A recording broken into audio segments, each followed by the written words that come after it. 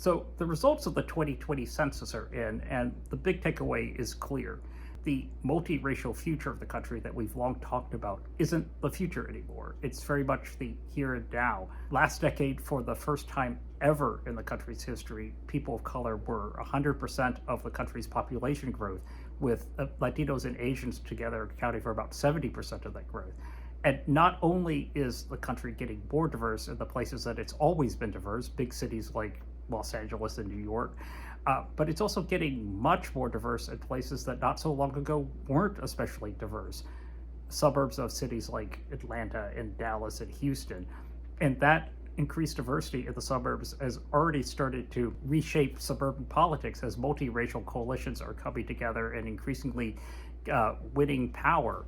Take Gwinnett County outside of Atlanta, for example, which was 90% white in 1990, but today is only about 35% white.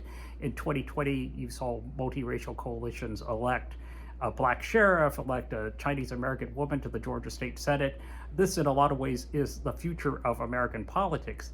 Yet, in the upcoming round of redistricting, the forces of the status quo will have a chance to redraw maps in a way that will kneecap this emerging multiracial America, which in a lot of ways really is unfortunate because in a world without gerrymandering, both parties would be forced to compete for the votes of this increasingly diverse, increasingly multiracial America.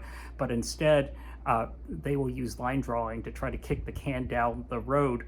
But at best, really, ultimately, that is a short-term solution because the country will only continue to get more diverse, and a country that can't compete for this multiracial America, can't build a coalition of the future, will be assigned to oblivion.